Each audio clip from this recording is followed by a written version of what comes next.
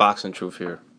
I want to talk a little bit about Danny Jacobs, the Miracle Man, since I don't see much of anything about Danny Jacobs on the YTBC.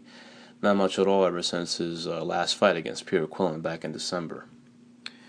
In that fight, he was being picked against a lot by a lot of media members from boxing.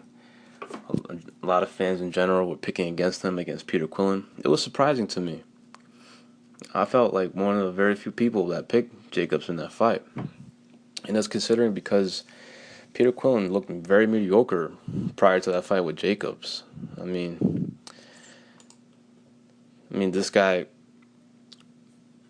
had a bunch of average performances, was getting outboxed by sea-level fighters like Michael Safada, a stripper from Australia, who he knocked out in 5 rounds and put on a stretcher, but before that was getting outboxed for stretches. Had a terrible performance against Gabriel Rosado. Take away the 6 knockdowns against Hassan Nadam, he pretty much lost that fight, was getting outworked, outpunched. You take away the knockdowns and he loses that fight. Just a lot of flaws Peter Quillen has. Bad defense, chinny, not the fastest guy, slow feet, doesn't let his hands go, throws one punch at a time, not technically sound. And going into that fight, I was very confident Jacobs was going to win the fight because he's technically better. He's a technically better boxer, has more arsenal, has more boxing fundamentals. Jacobs is a pretty good fighter with an amateur pedigree, a lot of accolades as a junior. Won the New York Golden Gloves 4 times.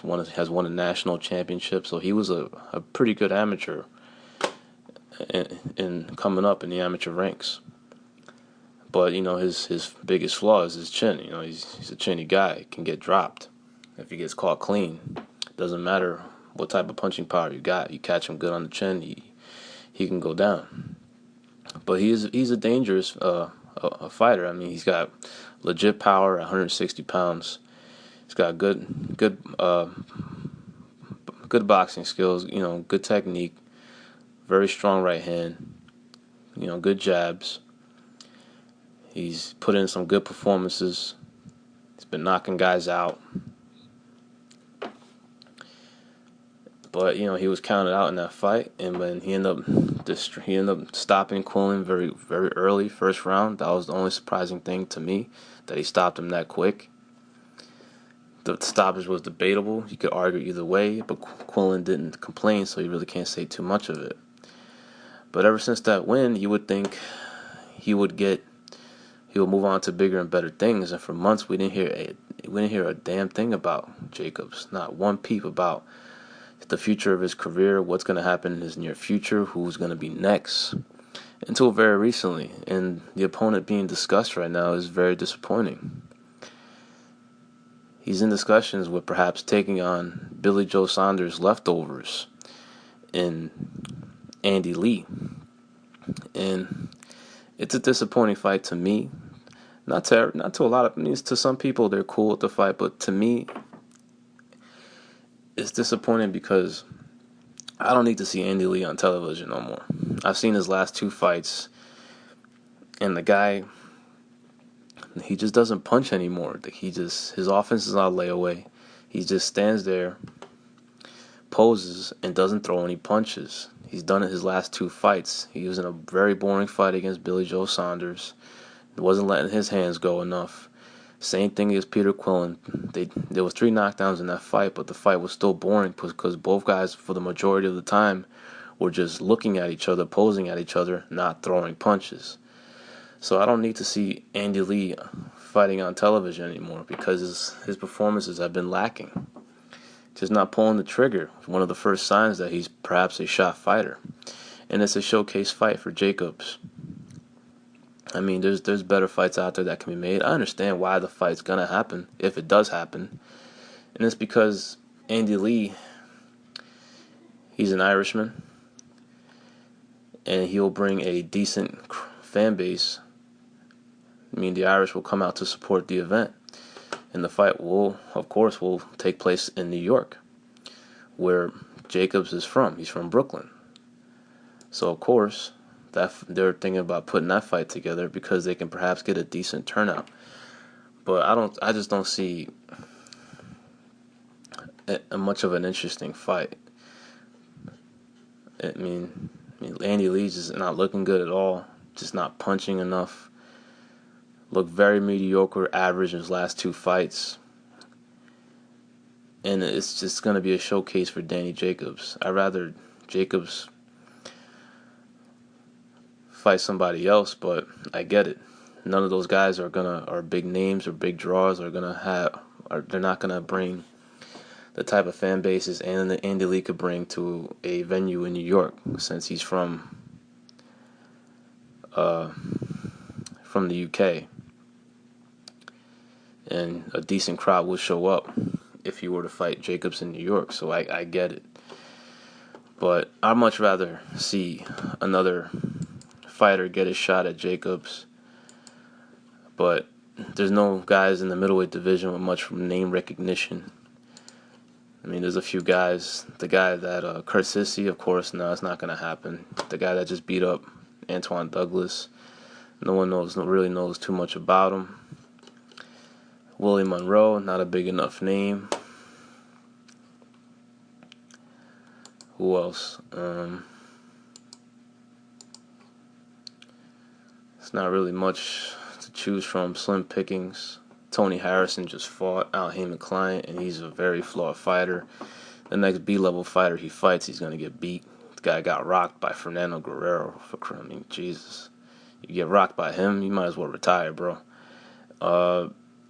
Sebastian Howland, not a big enough name. So I get why the fight's happening, but there is one fight out there, but it's not in the middleweight division. It's in the junior middleweight division. But he could move up, since he's always calling out only one middleweight, though, and that's Arislani Lara. Now, Lara, for whatever reason, he's been in junior middleweight his entire career. Hasn't really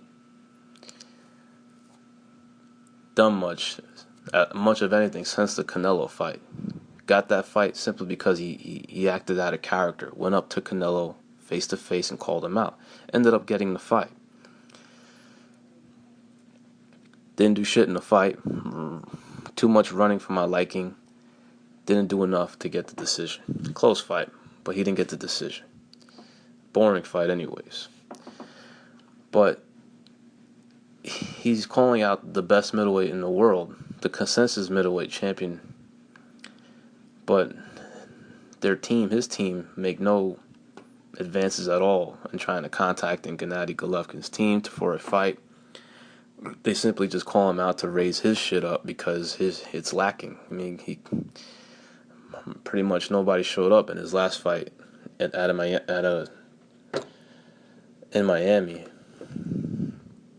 against Zavik. He was fighting a 39-year-old career welterweight.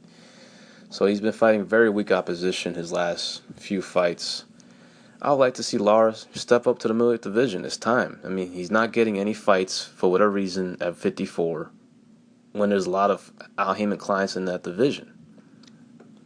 I mean, I know he's trained with the same trainer as the Charlo brothers, Ronnie Shields, but I don't give a shit. I mean, you guys are not related. I mean, you guys could still fight. I mean, that ain't no big deal.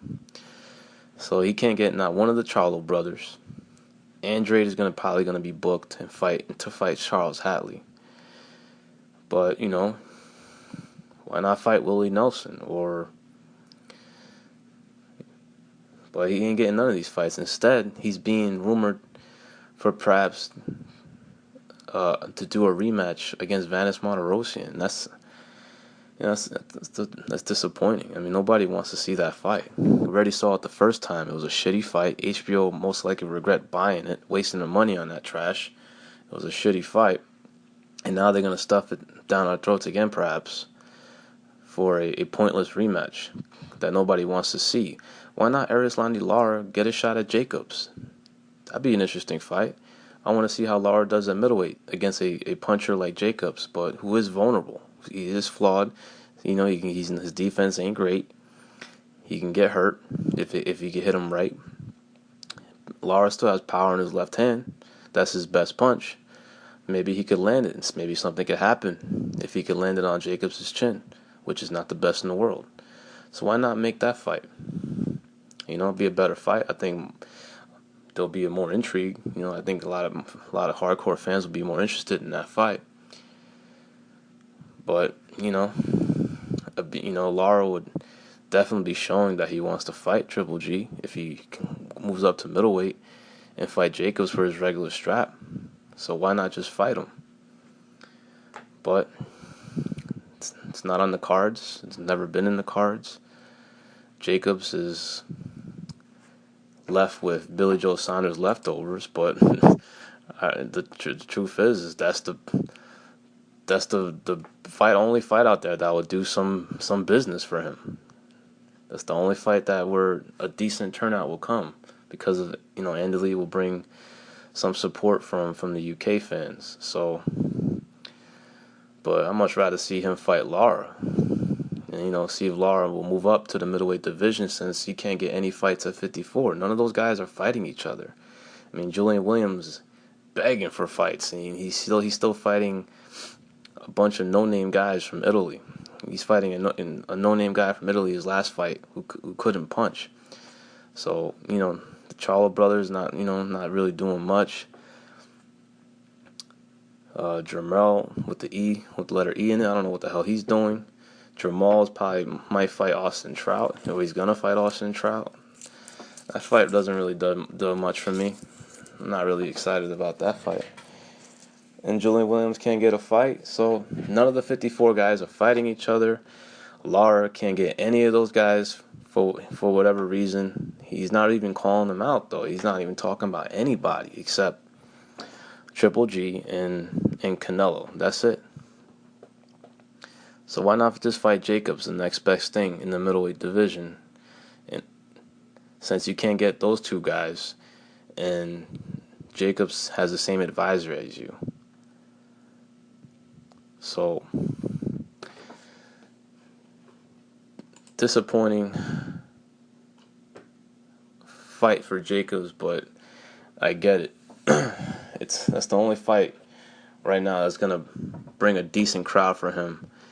But it'll be interesting to see what happens after April 23rd, after May 7th. Will Canelo GGG happen in September? If not, will they enforce the long-awaited mandatory for the WBA? Jacobs has been the regular champion since he knocked out Jared Fletcher back in 2014.